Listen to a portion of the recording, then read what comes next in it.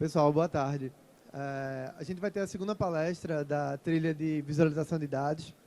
A professora Ana Elisa Ribeiro veio lá do IFMG.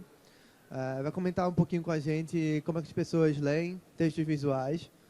E a gente teve uma palestra ontem, quem não viu, procura lá no Campuseiro depois, falando sobre os avanços das visualizações aqui no Brasil, visualizações de dados. E eu vou passar a palavra logo para a professora.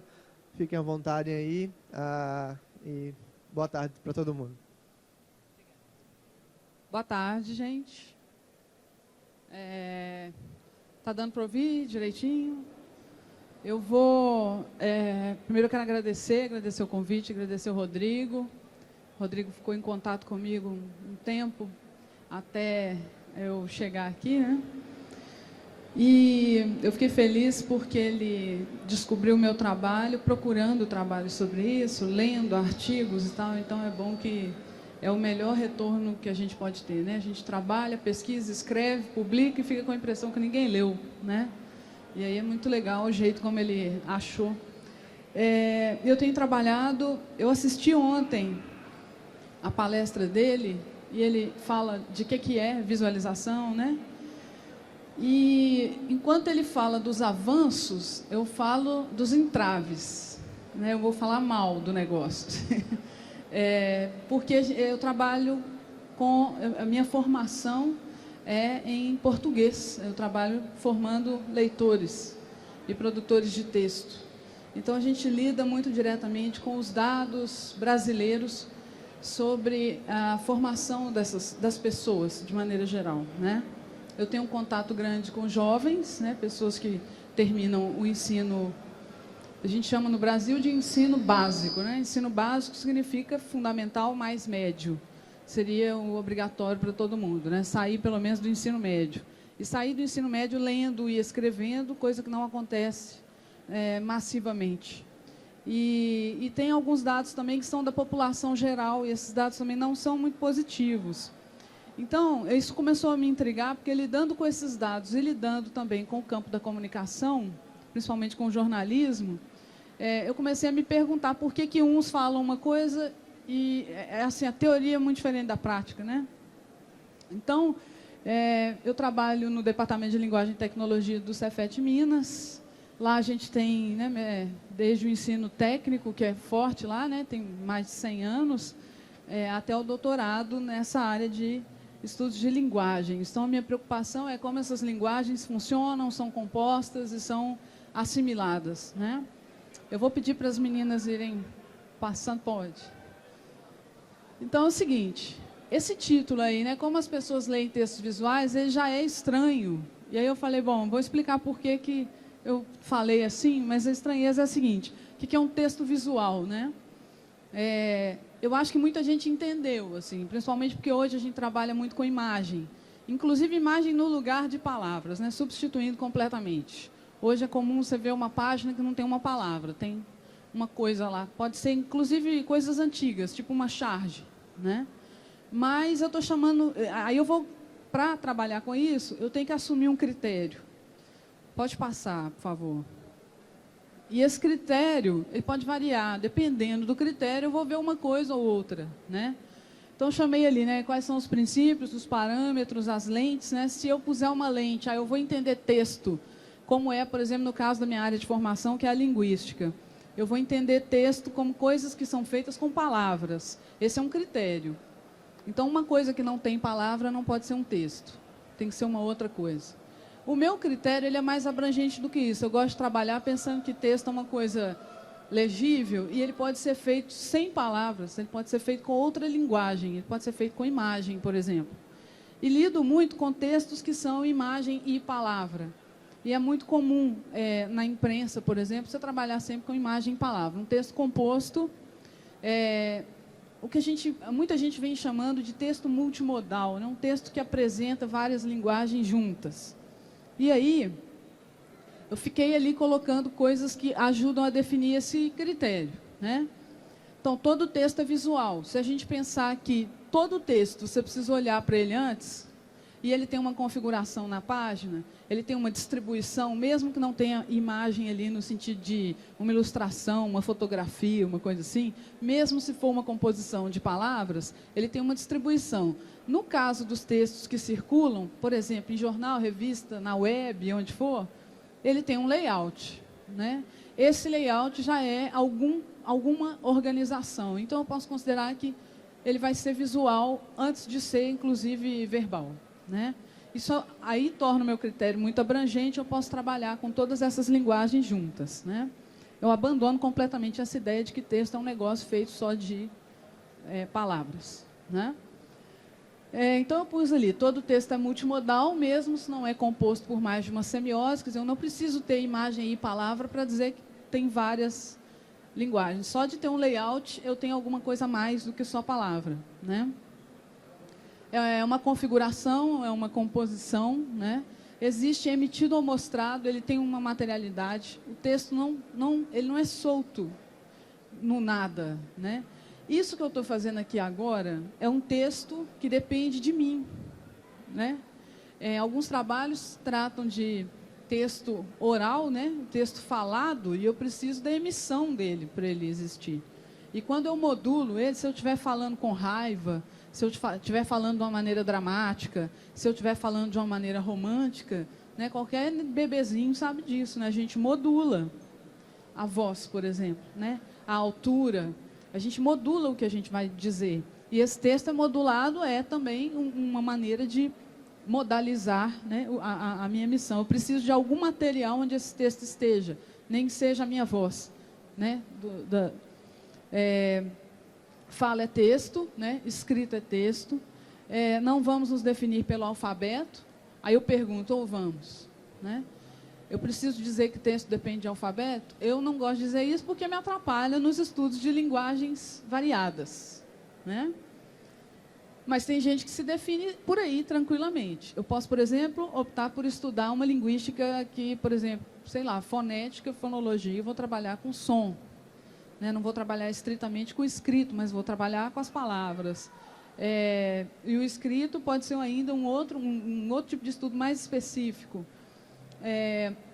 Para mim, texto é uma coisa que não depende, então, de alfabeto, né? Eu vou considerar, então, que imagem é texto também, né? E eu vou falar particularmente de textos que circulam socialmente, jornal, revista, livro, web, essas coisas. Não estou falando de textos, por exemplo, escolares. É muito comum na minha área os professores trabalharem com redação escolar, por exemplo. Só que a redação escolar, ela raramente circula, né? Você faz ali, entrega para o professor, te dá uma nota, não é assim?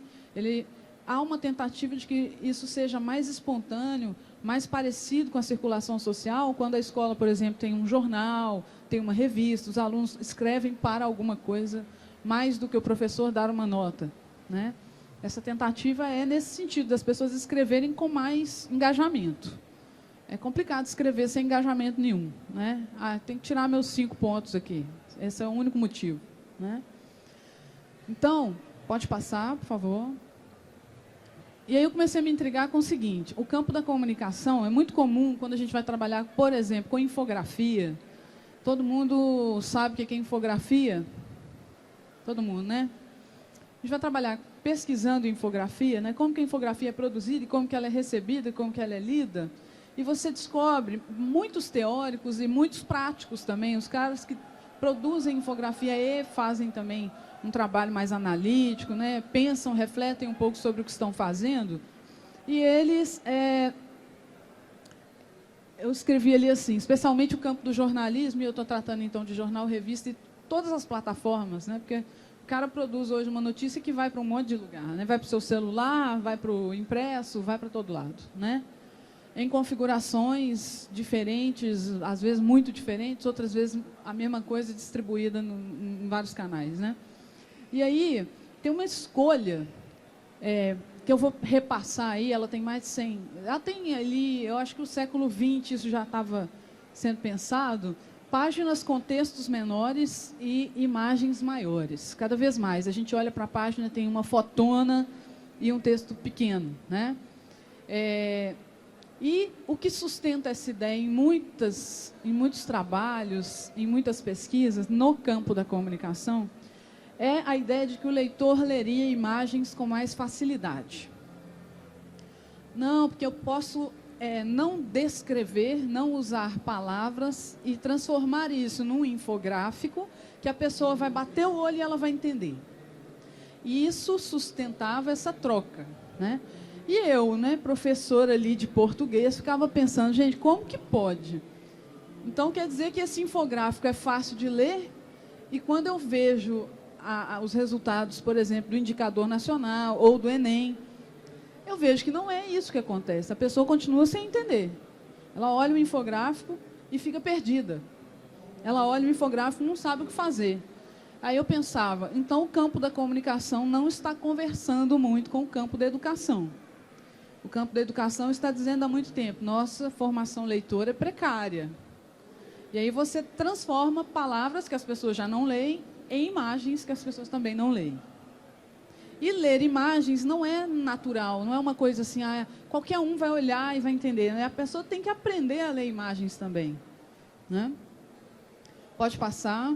Então isso ficava me incomodando, eu fui lá trabalhar, então comecei a perguntar sobre isso, fui lá trabalhar, né? Pô, vou tentar uma pesquisa interessada em layout, interessada em leitura de imagens, interessada em infografia. Então deve ter, sei lá, uns 5 anos que eu estou trabalhando só com isso em projetos diferentes, né? Pode passar. E aí eu fiquei, pô, quem é esse leitor aí que tem essa facilidade enorme de bater o olho na página e saber o que está ali, né? Eu não sei se vocês viram essa semana, por acaso, o Profissão Repórter, aquele programa da Globo, que é uma galera jovem lá aprendendo a fazer jornalismo.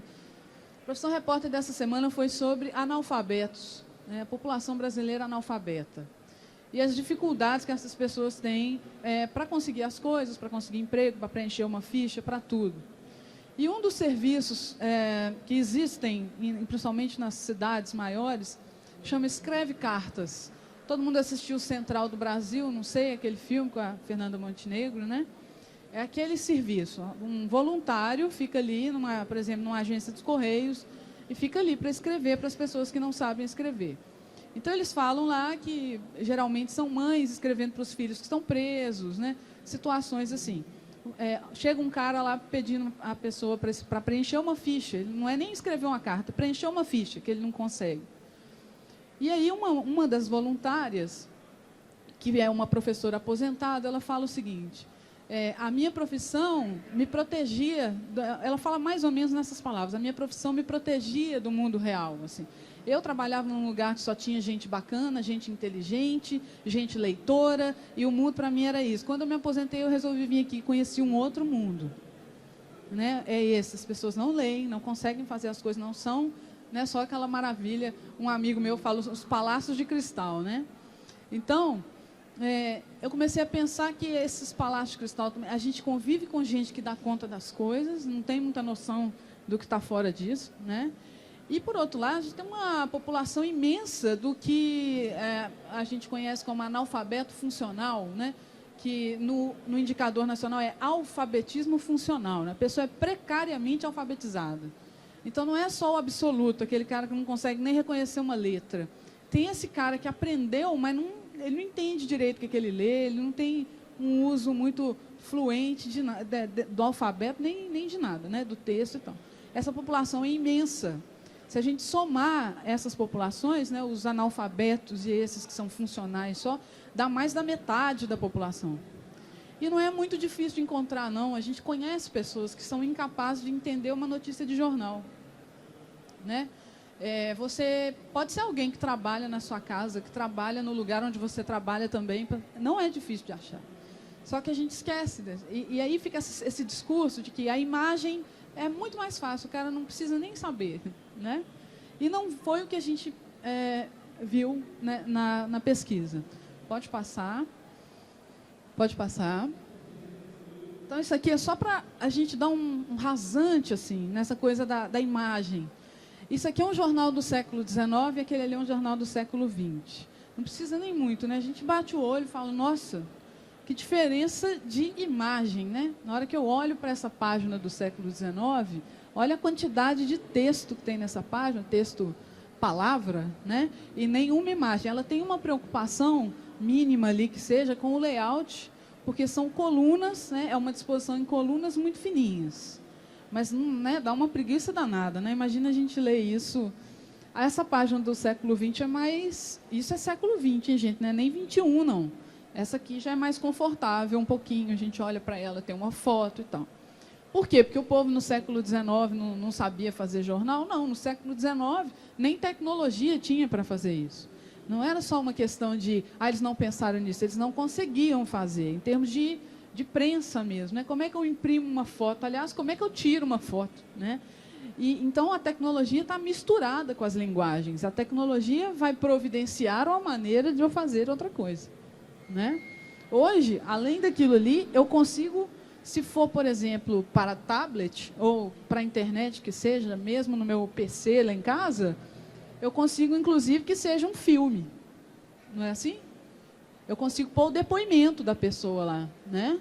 Então, não é porque eu era mais burra antes e fiquei inteligente depois, é porque a tecnologia me permite fazer, né? Pode passar. Tem uns estudos super legais de história do jornalismo e tal. Um pessoal, por exemplo, a Ana Gruzinski, que é uma professora lá da Federal do Rio Grande do Sul, tem uns trabalhos legais sobre essa coisa do layout, das configurações dos jornais, né? Isso aqui também é muito confortável para nós, né? Esse é bem século XXI, vocês concordam? Esse jornal assim, cheio de imagens e pedacinhos de textos, né? Agora, vocês acham que uma pessoa que não tem familiaridade com isso vai achar isso fácil? Ela olha e ela... onde? Né? O que isso quer dizer?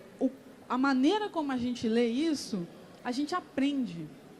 E não é de qualquer jeito. A gente aprende e demora um pouco.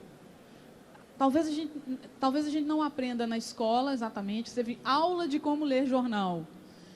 Provavelmente não. É um aprendizado social. Você aprende porque seu pai lê jornal, porque seu vizinho lê jornal, porque aí você começa a pegar, aí você saca que o negócio tem caderno, né? Tinha, né? Que daqui a pouco também acaba tudo, né?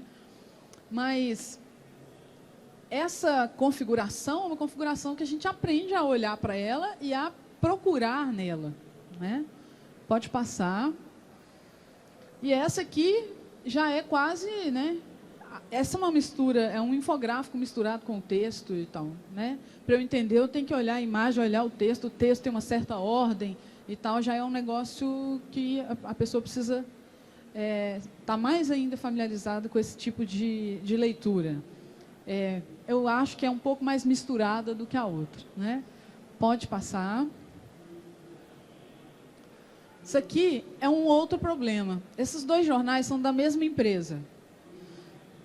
Certo? O Globo e o Extra. A minha pergunta é o seguinte, olha só, então, provavelmente, se a gente procurar, as notícias são mais ou menos as mesmas, no mesmo dia. Mas eles têm público-alvo diferente, né?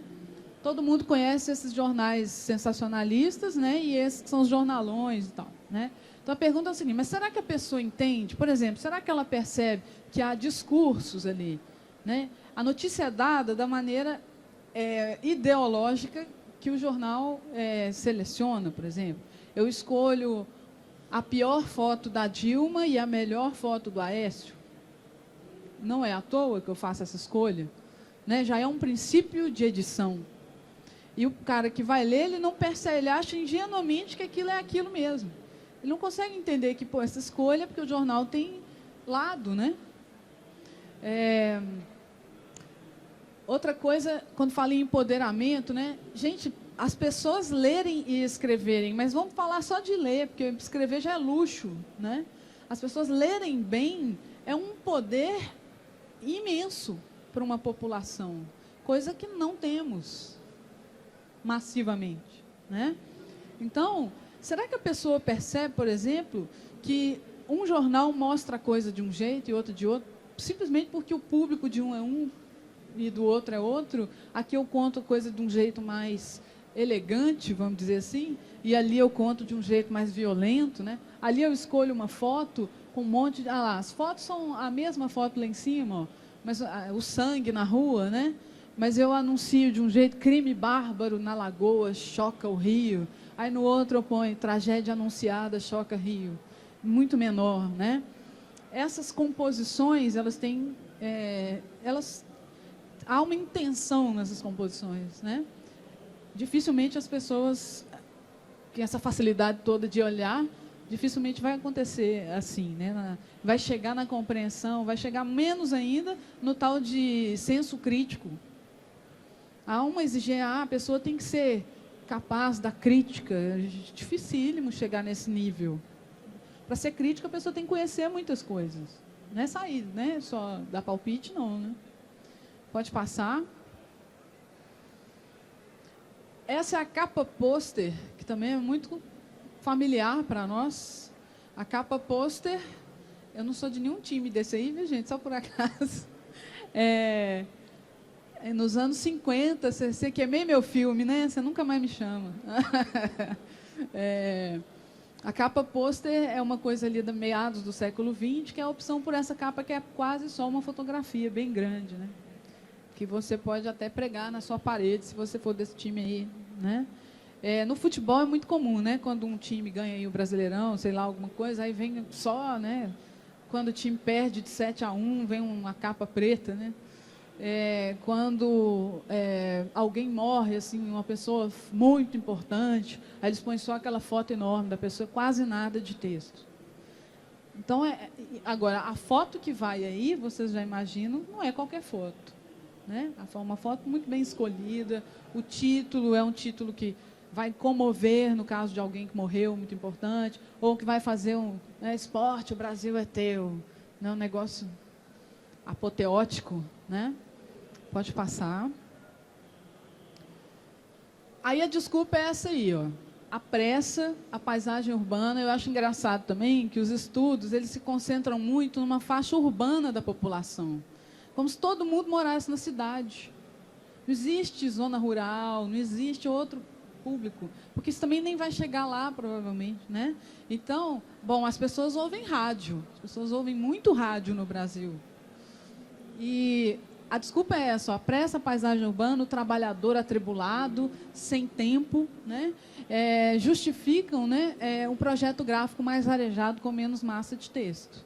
Então, a ideia é assim: ele vai ler... Eu li isso uma vez num trabalho e falei: gente, como assim? O trabalho falava o seguinte: o cara, ele está com pressa, ele compra o jornal, ele compra e entra no metrô. Pensei, minha cidade não tem metrô. Quer dizer, tem um negócio lá que eles chamam de metrô, mas é um trenzinho de superfície que vai de um ponto para o outro, assim, né? Quais cidades do Brasil tem metrô? Que eu saiba, 2. Entenderam como que a coisa é? Então, essa pessoa que pega o metrô, que vai ler o jornal com muita pressa, ela é um tipo muito específico de pessoa, né? E aí eles criaram coisas geralmente inspiradas em jornais espanhóis ou jornais americanos, que é jornal de 2 velocidades. Já ouviram falar nisso? Jornal de 2 velocidades? O projeto dele, quando você olha para a página, ela é cheia de destaques, textos que são um pouco maiores, buraquinhos que eles pegam um trecho do texto, uma imagem que substitui um pouco alguma informação do texto. Porque se você estiver com pressa, você vai ler em 5 minutos. Por quê? Você vai passar o olho na diagonal, assim, e vai entender mais ou menos o que está ali. Se você não estiver com pressa, uma hora que você tem mais tempo, você vai pegar e ler direito, vai levar 50 minutos. Se for ler tudo completo, né? Então, você cria destaques que ajudam a ler rápido ou vai para o texto completo, na mesma página, né? O pôster, né, essa página que vende o jornal ali, que tem uma foto linda, uma foto comovente, ou uma foto de uma tragédia, né, umas coisas assim, e a infografia que foi chegando no jornal com muita força, né, infografia animada, inclusive, quando você está na internet. A infografia não é uma coisa nova, né? Tem estudo que considera até... Todo mundo aqui estudou ciências, né, na escola. Os livros de ciências sempre foram muito desenhados, né? Ciclo de vida de parasita, tem disciplina que não sobrevive sem desenho, né? A gente precisa ver a coisa. E, infelizmente, é bem a minha área que não trata muito disso. Não tem algumas pesquisas que apontam assim, que nas disciplinas ali ligadas à língua portuguesa, a imagem é pouquíssimo tratada quando né? A pessoa aprende, por exemplo, a ler mais ou menos um mapa na aula de geografia. E olhe lá, né? Qual que é a braveza dos geógrafos com os infográficos? O infográfico é feito sem nenhuma escala de nada, né? Para um cartógrafo é um horror, né? O cartógrafo olha aquele negócio e fala, gente, mas o que é isso? Né? Então, não é assim tão simples. Pode passar. Aí a minha pergunta voltava, né? Então é fácil de ler isso, com esse tanto de complexidade, né? Com desenho, com cor, com... não é assim também, né? As pessoas não... ele não sabe direito... de certa forma, uma ideia de substituição que é terrível. Ele não sabe ler direito com palavras. Sabe aquele... Quer que eu desenhe?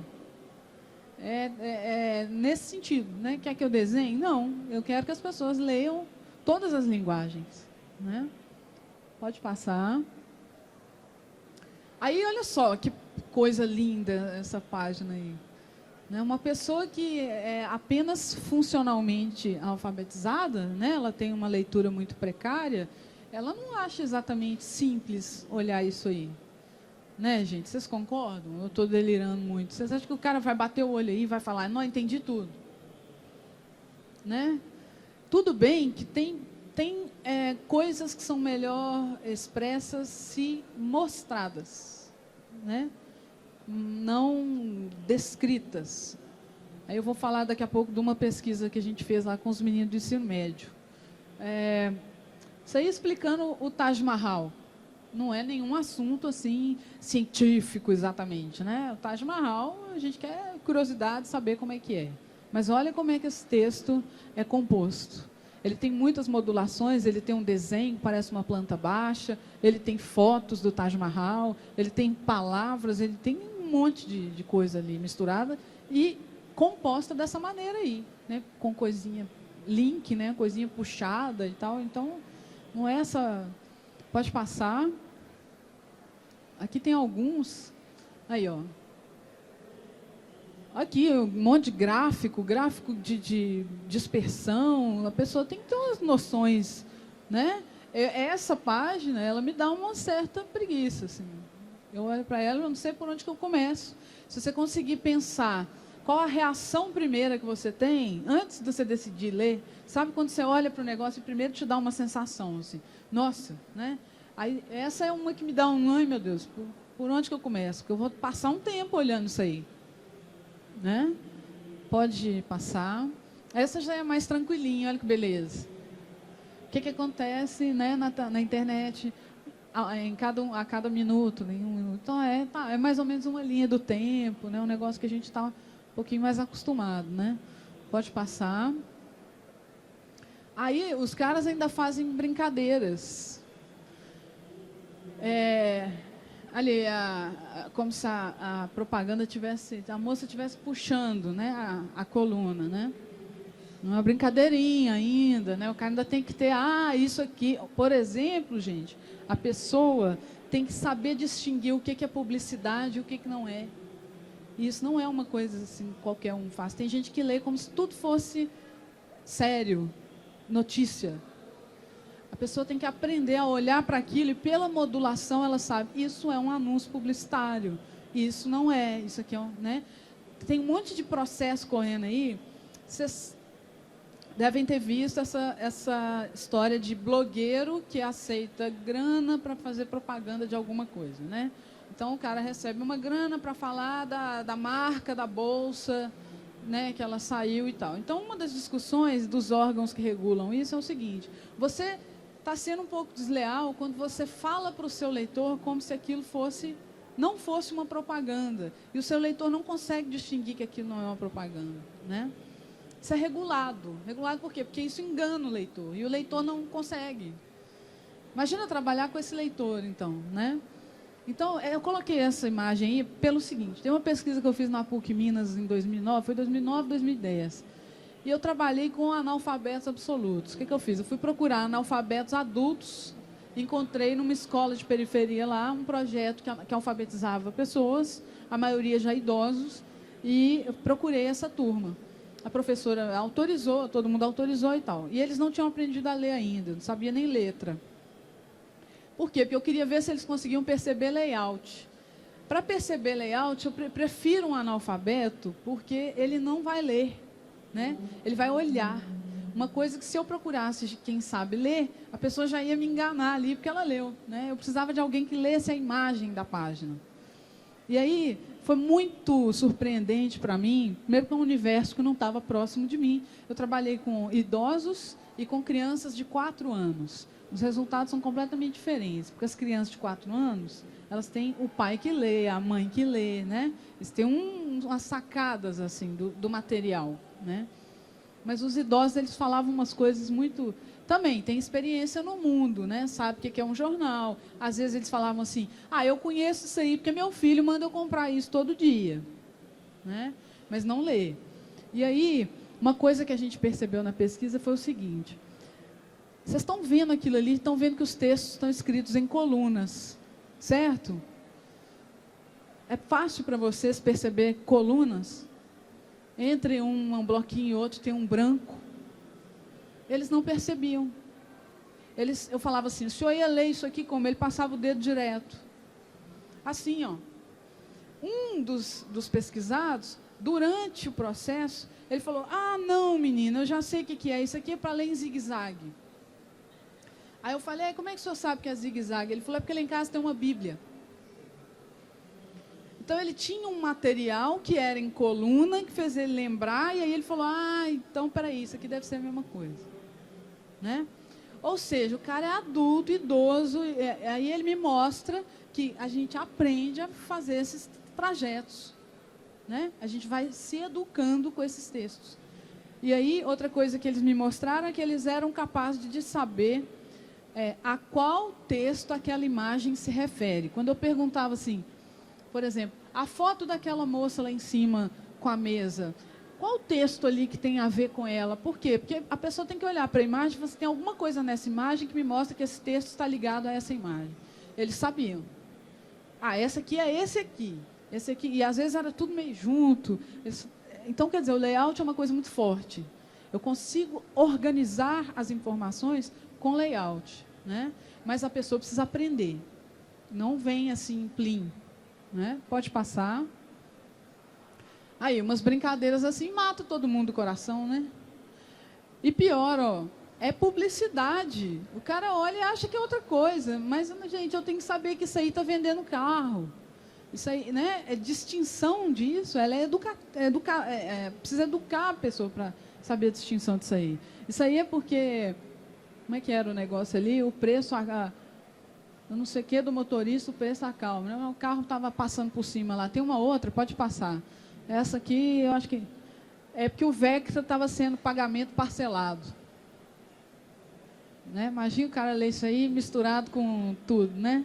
As sacadas são muito boas dos senhores publicitários que produzem essas coisas. Mas a gente produz pensando que só tem gente muito bom, leitor e gente muito inteligente em contato com essas coisas, né? Que teve escola, que teve bom professor e etc. Né? Pode passar. Gente, é uma coisa que eu não vou ficar falando aqui, que vocês podem procurar. Os resultados do Enem, porque o Enem não é só prova para fazer vestibular, não. Para entrar na faculdade, não. Ele virou isso há pouco tempo, aliás. O Enem é um diagnóstico.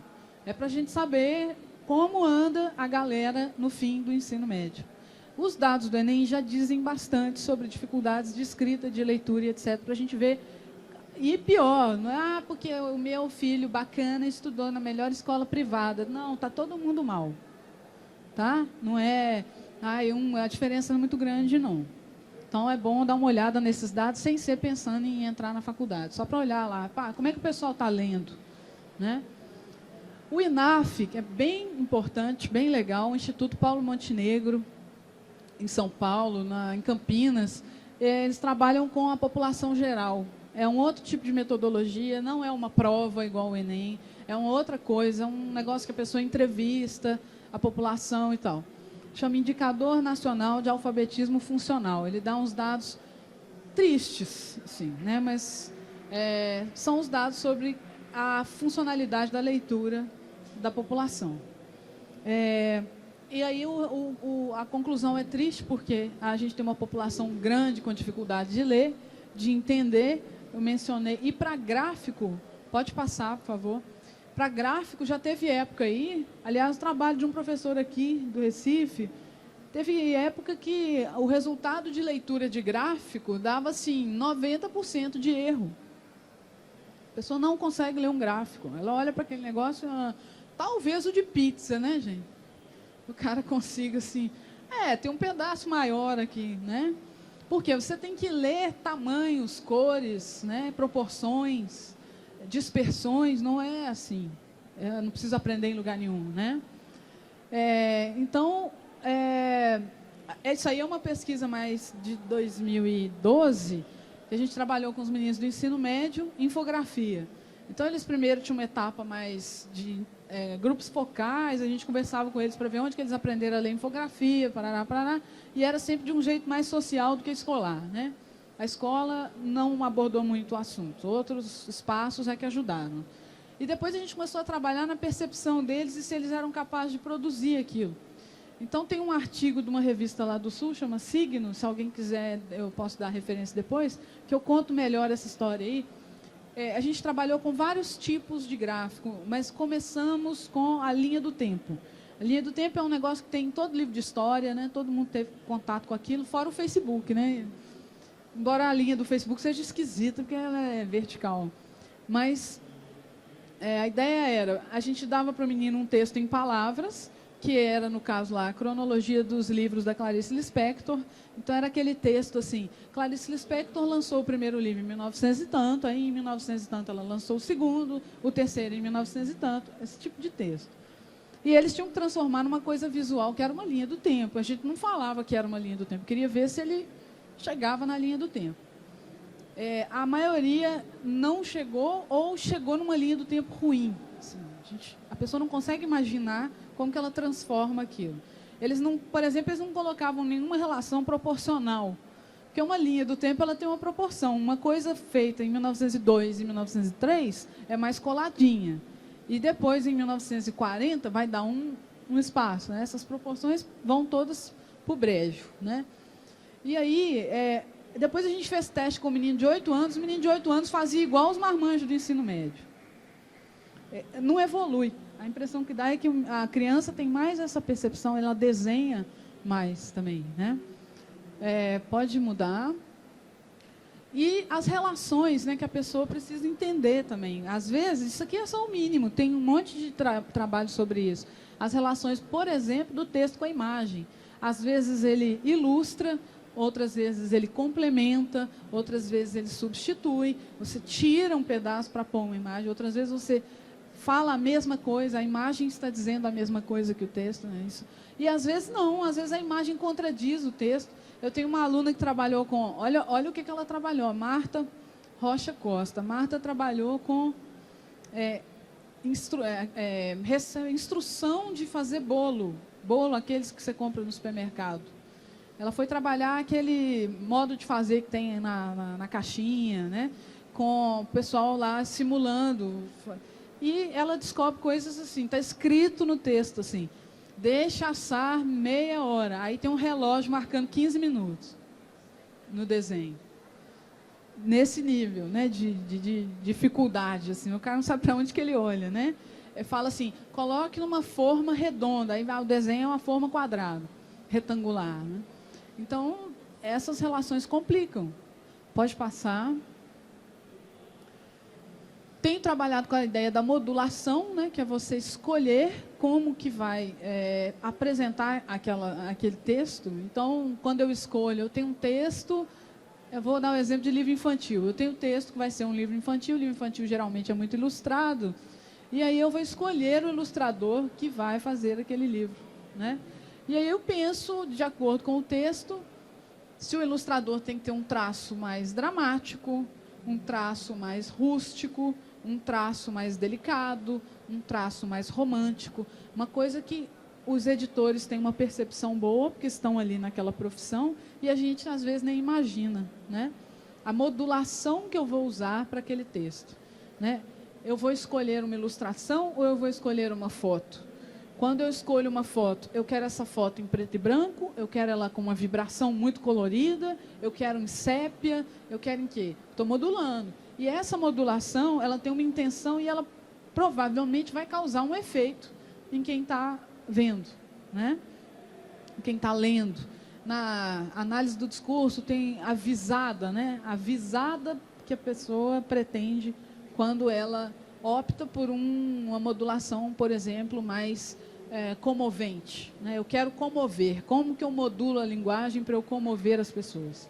Eu quero convencer, né? Eu quero vender. Que modulações eu uso? Essa escolha é feita por todo mundo que trabalha com isso, de um jeito consciente ou de um jeito um pouco menos consciente. Pode passar? Tem um vídeo, quanto tempo que eu tenho? Nenhum, né? Ainda estou com medo do vídeo. 20? Tem um vídeo, gente, vocês querem ver pessoas explodindo? Porque é um vídeo, é esse link aqui, ó. Eu não sei se ele está link aí, mas é essa, se conseguir passar, alguns aqui provavelmente viram esse vídeo. Eu quero brincar um pouco com a modulação dele. Esse é um vídeo sobre matar aula. Alguém conhece?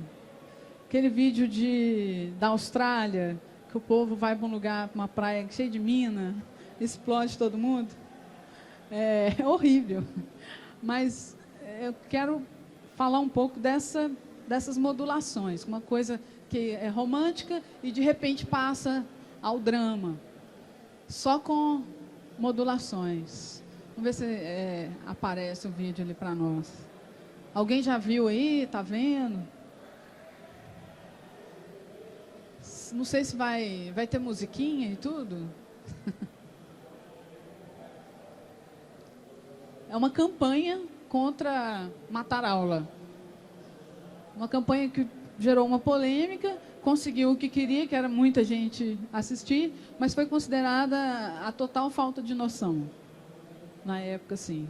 O povo da agência que fez foi super criticado. Como é que os caras fazem um negócio desse? A moral da história era: coisas terríveis podem acontecer quando você mata a aula. Fique na escola. Vamos ver. Aí eu queria que vocês prestassem atenção não só na historinha, mas nas modulações da linguagem, na imagem, em como essa imagem é apresentada e tratada, na música. Gente, filme sem música é horrível. A metade do efeito vai embora, porque uma parte é a modulação da música que te carrega, né? Junto com a imagem. O que seria do tubarão sem aquele, né? Tubarão ia parecer um poodle. Aquela música, aquela trilha, aquele negócio lá dá mais medo do que o tubarão, né? Vamos ver.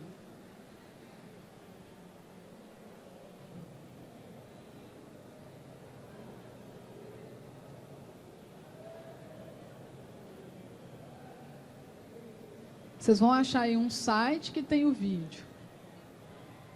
Tá.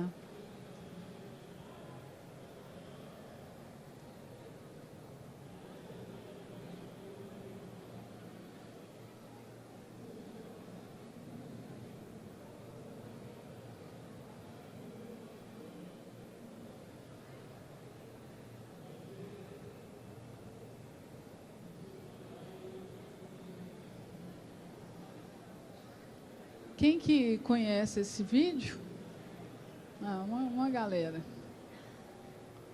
Vocês conhecem um outro que eu acho que é australiano também, da velocidade no trânsito, que os carros param no tempo, aí eles vão conversar e tal, e aí eles batem. Gente, olha a linguagem, tá? Estou interessado nas linguagens. Eu acho que eu estou tampando vocês aqui, né?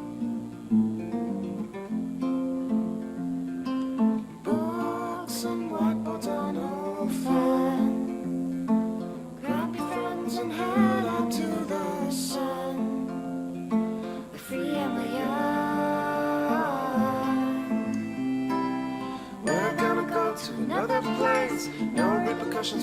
mistakes, rules are there for us to break.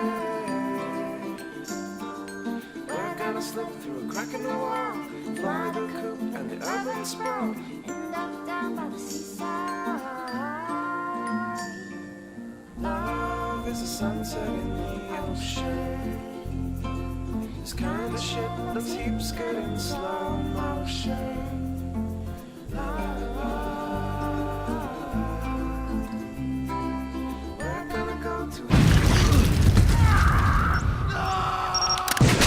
Let's get out of here! You're slowing me down!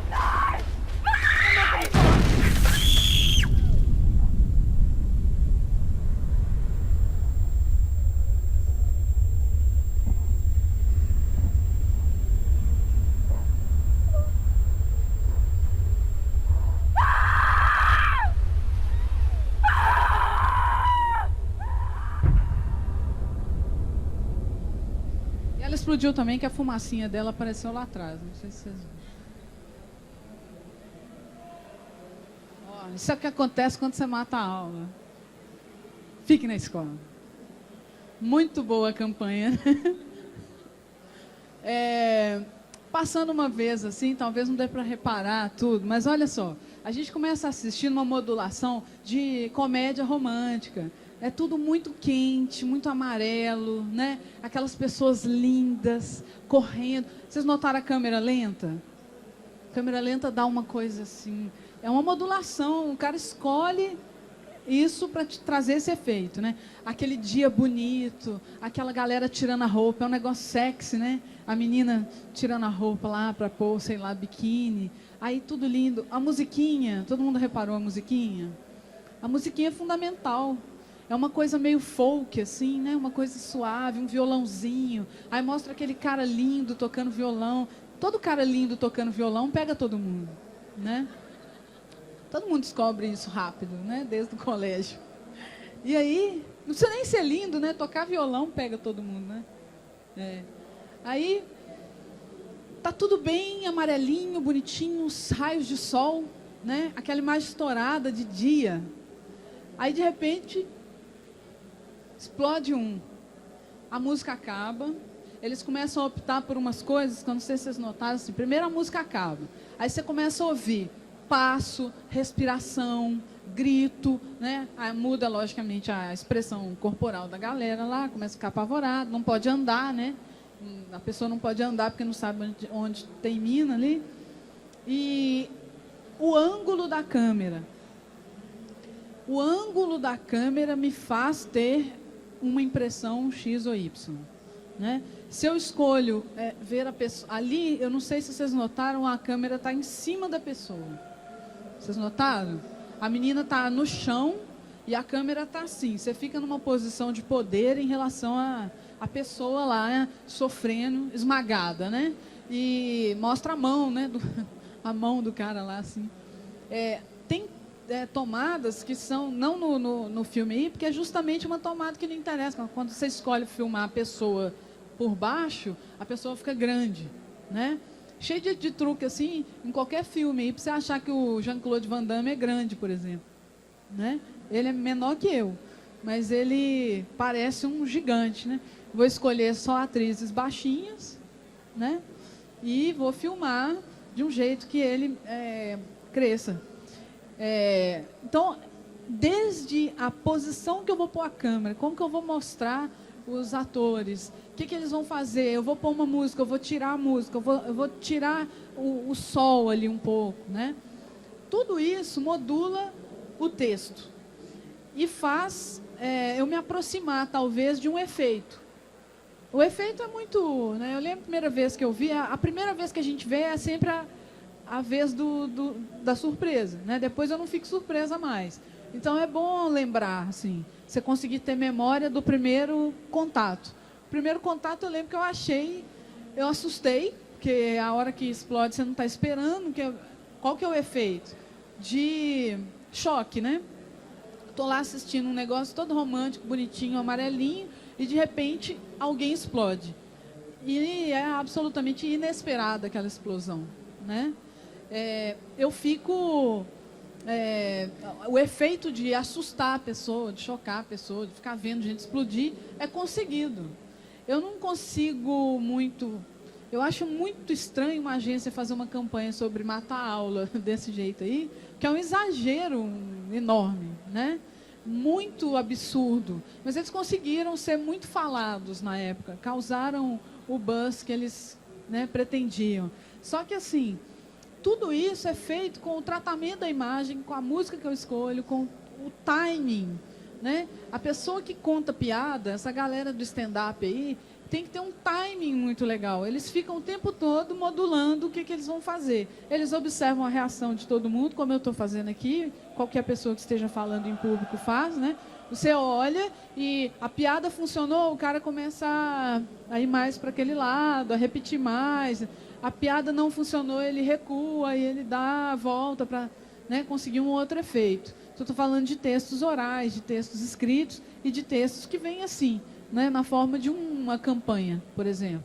Essas modulações não são ingênuas, né? Alguém produziu, alguém fez. Quando você vê, por exemplo, um vídeo lindo, maravilhoso da campanha de um político, né? Você vai filmar, vai fazer aquilo, vai ter uma imagem muito bonita, né? Um tratamento muito convincente, né? Você quer passar o quê? Credibilidade, né? Você quer... E o timing que eu estou falando é ali na câmera lenta, né? De repente a câmera lenta acaba, as pessoas começam a ter que correr, né? Então não posso mais naquele tempo do prazer ali, né? Filme que tem cena de sexo, geralmente tem uma câmera lenta, assim, né? Para parecer que o negócio dura mais, né? Então o pânico ali começa a correria, né? O tempo volta e esses efeitos não são... Aí eu estou pensando num filme, mas imagina pensando isso numa modulação de texto impresso. O texto impresso causa... Ele também pode alcançar efeitos assim, né? Modulações quando eu escolho as palavras, né? Quando eu escolho o ritmo do texto. Texto tem ritmo, texto escrito tem ritmo, né? Quando eu escolho pôr mais ponto, menos ponto. Tamanho, a posição, né? Todo mundo sabe, colocar uma foto grande em cima é mais caro do que embaixo, né? Se o jornal estiver dobrado, eu vou ver só a de cima. E essas modulações não são percebidas pela maioria das pessoas. Elas vão ver aquilo ali. Eu presenciei isso uma vez numa agência de banco. Um senhor chegou com um jornal e falou para a moça: eu quero isso. Era uma coisa de financiamento de casa própria. Eu quero isso. A moça falava: não, senhor, isso aí é uma notícia sobre o que ainda vai acontecer. O governo federal ainda vai liberar essa linha de crédito. Então, era uma notícia sobre algo que não aconteceu ainda. Ele não conseguia perceber. Ele falava: não, moça. Aí ele falava assim: se saiu no jornal é porque tem. Aí ela falava: não, olha aqui, ó. Ela lia com ele, ó: o governo federal está estudando. E ele falava: não, eu quero isso aqui. Sabe? E isso, gente, ó, dentro de casa tem, né? No vizinho, no bairro ao lado. Então, mesmo o Rodrigo falando dos progressos, né, da visualização, da composição, é um progresso. A gente tem, né, nós socialmente temos produzido textos com muitas linguagens, cada vez mais textos que pegam o leitor, né? É muito legal ver certas coisas. Aquele do Vectra, todo mundo olha: que legal, né? Parcelar o carro, muito bacana. Mas eu acho que no nosso país, estou pensando como professora brasileira, a gente não pode esquecer que a formação leitora é precária. E ela não é precária porque o professor é tudo ruim, né? São discursos também para justificar as coisas bem feitas e as coisas mal feitas. Professor que não dá aula, professor não. Ela tem problemas para formar as pessoas mesmo em boas escolas, a começar pela formação do próprio professor, né? Então, lidar com um público muito capacitado é uma coisa, mas é preciso pensar nesse público que não acha tão fácil assim olhar um infográfico, né? Não é automático. Você reconhece, como vocês viram na pesquisa de 2009, não é automático reconhecer um texto em colunas. E para mim era a coisa mais óbvia do universo, como se eu tivesse nascido sabendo. E aquilo me voltou para o meu lugar, né? Eu disse, olha, algum dia eu aprendi que coluna é uma coisa que se lê de determinada maneira. Para essa pessoa, isso ainda é um mistério. Certo? Se alguém quiser conversar, pedir alguma referência, trocar alguma ideia, fiquem à vontade, por e-mail, no Facebook, no Twitter. Estou mais no Facebook do que no Twitter e acho que em qualquer outro lugar, né? Igual a todo mundo, né? E muito obrigada. Eu vou abrir para questões, se vocês tiverem perguntas, tá? Muito obrigada pela presença. Vou ter que passar esse microfone mesmo. Ó. Perguntas, a gente tem acho que 10 minutos. 10 minutos. Boa noite. Voltando naquela parte da comunicação que você falou, quais são os autores que você usou para suas pesquisas? Não vou lembrar de cor, não. Tem muito artigo sobre isso que tem a bibliografia completa. Mas eu andei lendo alguns caras da infografia. Se você quiser, você me escreve. Hã? Não. Estou trabalhando com uma turma muito mais recente.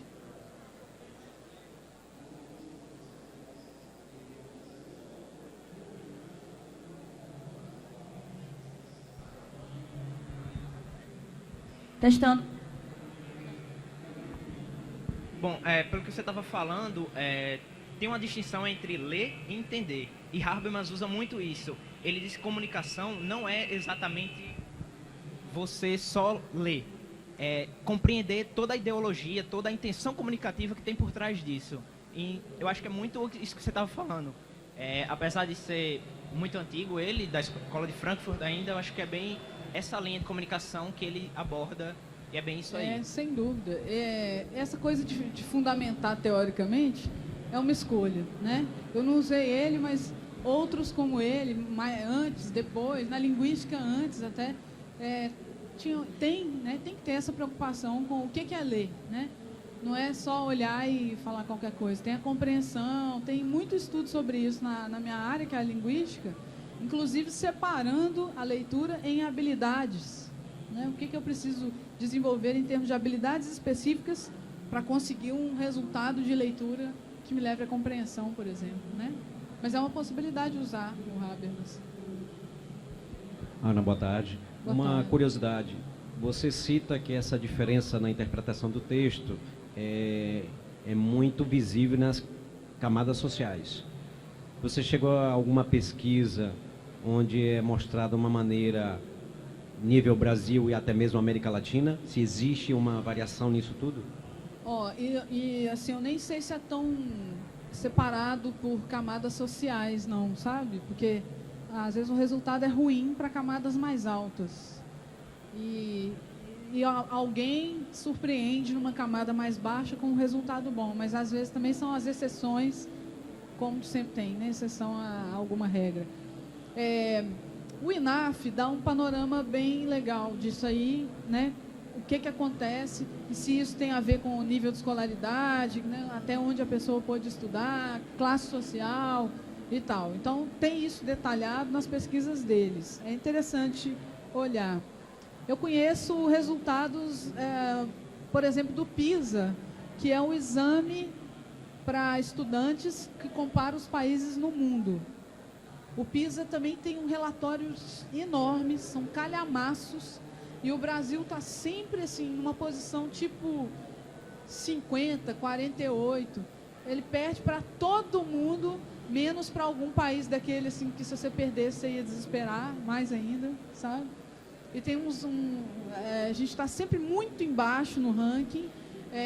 A idade de corte desse tipo de exame é 15 anos, são a galera de 15 anos, mais ou menos.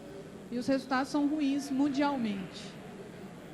Né, pensando E uma coisa que acontece no PISA, o PISA olha outras coisas também, matemática, olha outras matérias, vamos chamar assim. Mas é legal assim, é legal a gente conhecer e ver em que ponto que a gente está nesses exames. Agora, os exames também são colocados em xeque, né?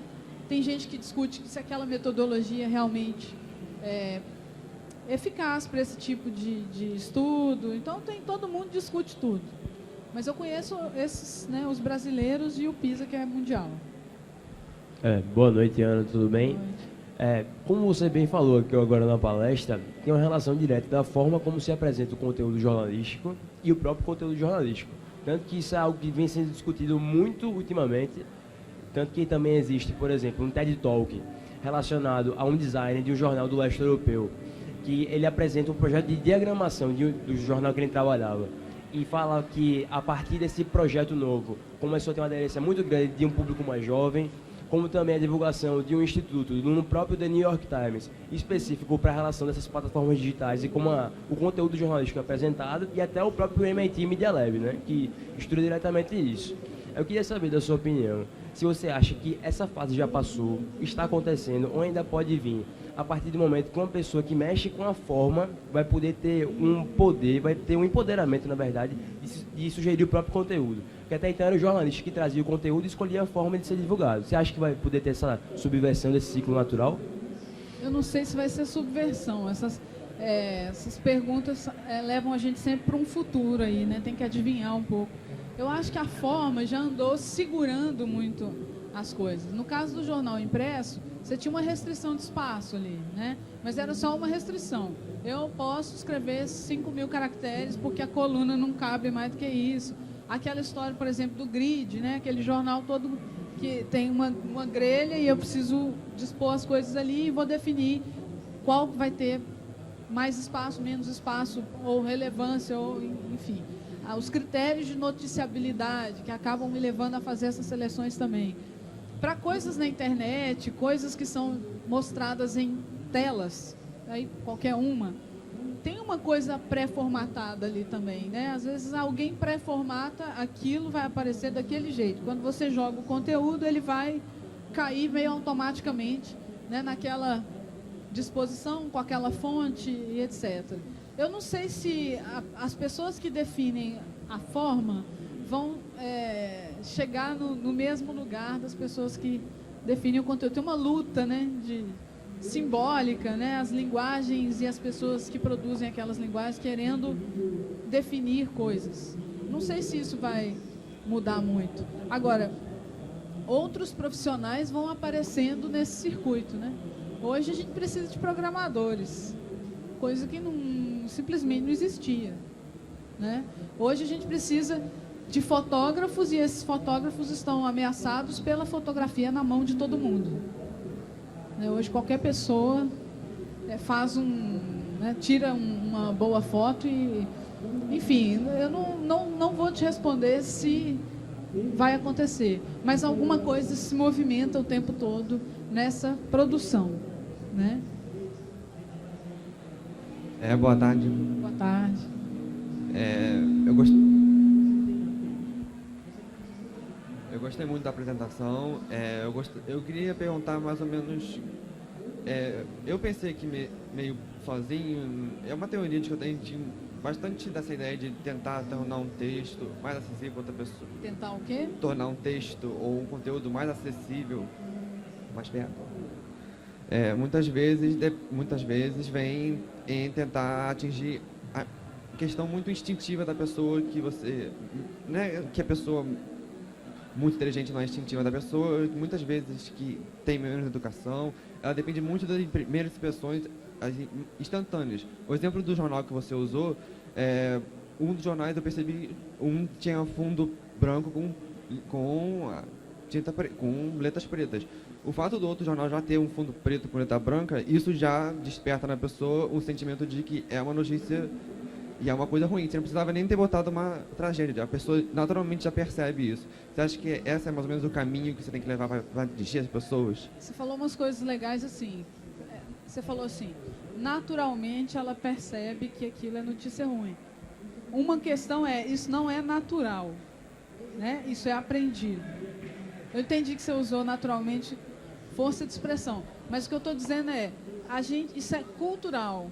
A gente aprende que se o fundo for preto, provavelmente é uma notícia ruim. Porque preto na nossa cultura pode ter essa coisa mais dramática. Talvez em outra cultura seja outra coisa. Ainda tem isso. Tem cultura que amarelo é uma coisa, para nós é outra. Vermelho é uma coisa, para nós é outra. Não é também universal, né? Agora, a coisa do texto acessível é um negócio velho. Para você ter uma ideia, tem manual de jornal dos anos 30, que os caras falavam assim, o jornalista sendo treinado para trabalhar naquele jornal, eles tinham que ler manuais que ensinavam assim, como escolher uma frase mais simples que vai ser entendida por mais gente. E aí tem umas frases até meio preconceituosas, que era assim, escreva como se estivesse falando com o leiteiro da esquina. É mais ou menos o seguinte, escreva nivelando por baixo. Se você escrever nivelando por cima, você vai excluir uma galera. Se você escrever nivelando por baixo, os de cima vão ler e os de baixo também. Mas é terrível, né, pensar isso. Mas é feito. Então você consegue modular o seu texto, tanto na imagem, quanto na composição toda, quanto nas palavras, de maneira que ele seja menos ou mais acessível. Tem um pessoal na USP que trabalha muito com texto acessível, muitos manuais, qualquer manual que vocês olharem de jornal, por exemplo, vai dizer lá, faça frases curtas. Vocês já devem ter ouvido isso um monte. Escreva frases curtas, não inverta o sujeito com o predicado, que é mais difícil de processar. Tem medição precisa disso, a frase escrita de um jeito, escrita de outro, e o tempo que a pessoa leva para processar a frase. Então, assim, é uma escolha mesmo, desde como você vai... Tem gente que escreve difícil para ninguém entender mesmo. A ideia é, vamos isolar, né? Uma coisa que eu achei interessante nessas colocações é a importância do ser crítico, o indivíduo, o cidadão crítico. Agora a gente vê um discurso que na prática não é realidade. Eu ouvi uma informação que dizem que em Israel os filhos dos políticos vão para a escola pública. Eu não sei se isso procede, mas eu gostaria de ver isso aqui no Brasil, que eu acho que muita coisa iria mudar. O que você acha disso? Também não sei se procede, mas era ótimo, né? Eu conheci um tempo aí que a escola pública era disputada, era bom. A escola onde eu trabalho é disputada, mas é uma escola federal. Tem poucas, né? Tem professor altamente qualificado, você também é de uma escola federal. Falando das outras esferas, as escolas estaduais e municipais, elas não são, todo mundo sabe disso, não tem a qualidade que as federais têm. Isso tem a ver com muitas coisas de gestão, de tamanho, né? E, infelizmente, ninguém quer colocar os filhos... o cara trabalha com aquilo, é o gestor daquilo, e ele não colocaria o filho dele lá, né? Isso é uma coisa que, na minha vida, eu gostaria que meu filho estudasse onde eu trabalho. E quero que ele vá. Mas para ele ir, ele vai ter que passar por uma prova, é um outro processo. Enquanto isso, a meninada que não está no ensino médio técnico, por exemplo, em muitos casos não tem escolha. Seria ótimo se a gente chegasse nesse ponto aí, todo mundo doido para ir para a escola pública. Eu acho que a educação não pode ter dono. Dono no sentido de um empresário lá e tal. Acho que a educação tem que ser pública para todo mundo. E boa. Boa. Pessoal, infelizmente estourou o tempo da gente aqui. Vamos agradecer de novo a professora Ana por estar aqui. Obrigado por vocês. E próximo ano em São Paulo também a gente vai ter a curadoria também de visualização de informação. Então, muito obrigado. Boa noite para vocês. Obrigada.